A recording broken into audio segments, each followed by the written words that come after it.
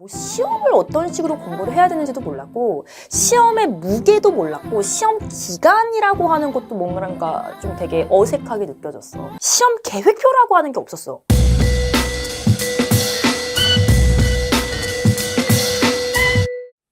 여러분 안녕, 엠베스트 영어 루다잉 선생님입니다. 다들 중간고사 끝났죠? 아 진짜 너희들이 아마 중학교 1학년 친구들도 이번이 첫 시험이었을 거고 중학교 2학년 친구들도 이번이 첫 시험이었을 거거든? 중3 친구들은 뭐 이번에 조금 경력자지만 근데 이제 너희들의 첫 시험이 다 끝난 상태로 그 다음에 이제 멘탈이 좀 바스라져 있을 거란 말이지.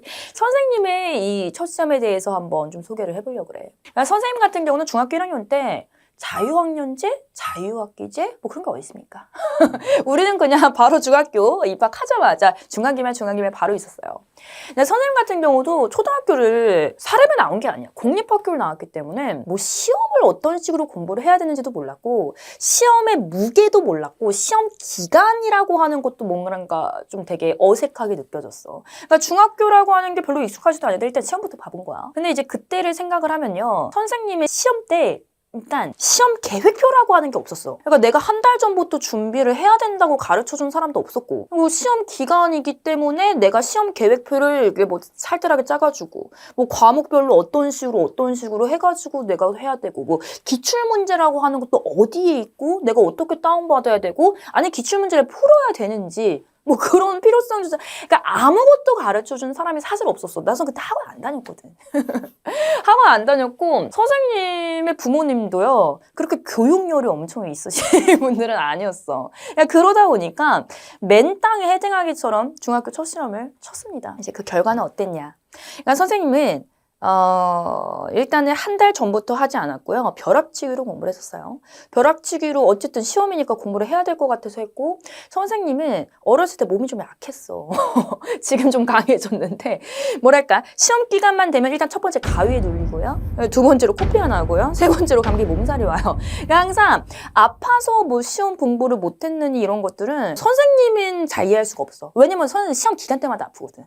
기간 때마다 아프고 기간 때마다 맨날 주사 맞고 하는데도 어쨌든 합니다. 근데 이 시험 공부를 할 때 있어서 선생님 같은 경우는 중학교 영어에서 영어 본문을 외워야 된다? 라고 하는 거를 아무도 가르쳐준 사람이 없었어.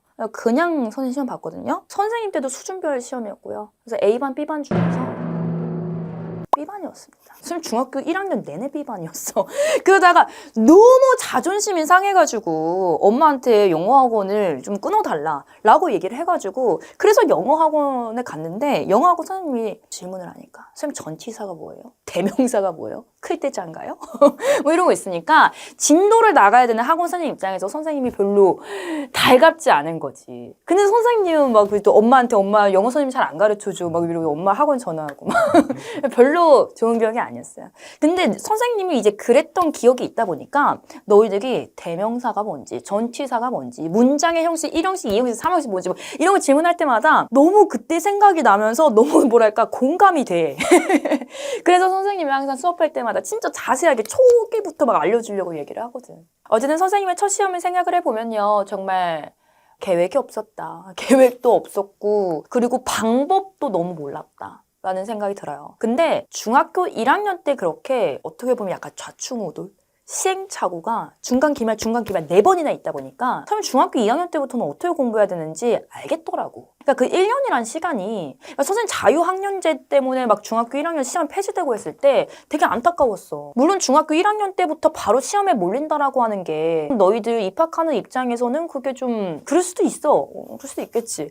근데 시행착오가 없이 뭐가 늘 수는 없어. 내가 이렇게 중간고사를 준비했더니 망하더라. 내가 이렇게 기말고사 때 뭐 도덕이라든지 어떤 암기 과목에 대해서 미리 내가 공부하지 않고 그냥 시험 전날 내가 선생님이 중요하다고 밑줄 친 부분만 그것만 암기해서 시험 보니까 시험 망하더라 막 이런 게 이게 빅데이터처럼 나한테 경험으로 쌓여야 돼. 그래야 이 시행착오를 그럼 내가 다음번에는 어떻게 하면 안 할까에 대한 이 보완점이라는 게 생기거든. 그러니까 그거를 그 시행착오가 중학교 1학년 때 4번의 시험을 거치면서 있어야 돼. 그러고 나면은 이제 중학교 2학년 때부터는 내가 어떤 식으로 공부해야 될지 공부 방법이라는 게 생기거든.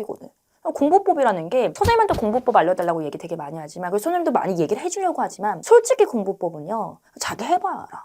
진짜 이거 자기가 해봐야 나한테 맞는 공부법이라고 하는 게 생기는데 내가 해보지 않은 상태로 그냥 이런 게 좋대 하는 마음으로 공부를 한다면 글쎄 그게 본인이 겪은 시행착오가 아니잖아. 그러니까 그게 과연 본인한테 맞는 방법인지에 대해서는 선생님은 장담할 수 없거든. 그러니까 이거는 공부를 해본 사람은 알아. 공부를 해본 사람은 내가 나한테 맞는 공부법이 있다는 게 무슨 말인지를 아는데 공부를 잘 안 해본 사람들은 나한테 맞는 공부법이라고 하는 게 있다는 걸 잘 알지 못해. 경험해본 적이 없으니까. 그러니까 남의 공부법을 자꾸 뭔가 체득하려고 하는 거야. 체득이라고 하는 거는요, 몸체자예요. 자기가 해봐야 하는 거야. 그래서 선생님은 중학교 1학년 때 지금 중학교 1학년이든 아니면 중학교 2학년이든 첫 시험을 본 친구들한테 하고 싶은 얘기는요. 너희들의 그 시행착오가 우리가 지금 중학교 1학년, 2학년 하고 이제 끝이 아니잖아. 고3 때까지 갈 거잖아. 그러니까 장기적인 레이스로 봤을 때는요. 지금 이 중간고사 망친 게 오히려 좋아. 물론 내가 저는 중간고사 망했는데 어떻게 좋을 수 있어요? 라고 할 수 있지만은 너희들이 중간고사 때 내가 이러면 안 되겠구나라고 하는 거를 느꼈던 거를 너희들이 기말고사 때 다시 느끼지 않으려면은 내가 중간고사 때 했었던 그 잘못을 반복을 하면 안 될 거 아니야. 그러니까 결국에는 그 과정이 너희들을 훨씬 더 올바른 방향으로 공부 방향으로 나아가게 할 거야. 그러니까 이번 첫 시험 혹시 끝나고 멘탈이 망가진 친구들이 있다면요. 괜찮아. 진짜 오히려 좋아. 오히려 좋아. 근데 오히려 좋게 너희들이 만들어야 돼. 그래서 그 작업을 좀 하셨으면 좋겠습니다. 그러니까 선생님이라고 첫 시험 잘 봤냐? 아니거든. 근데 국어는 잘 봤다 지금 생각해보니까. 그때 국어 100점 나왔는데 중학교 1학년 첫 시험 때. 근데 왜 100점 나왔지 모르겠어. 그 책을 많이 읽어서 그런가? 일단 영어는 잘 못했다는 거. 중학교 2학년 전까지는 하여튼간 그래서 선생님 본문 암기라든지 그런 것들에 대해서 선생님은 몰라서 못했기 때문에 너희들한테 항상 알려주고 싶은 거야. 그러니까 이 영상을 보는 친구들은요. 본문 암기 꼭 하셔야 됩니다. 오늘 뭐 여기까지만 얘기할까요?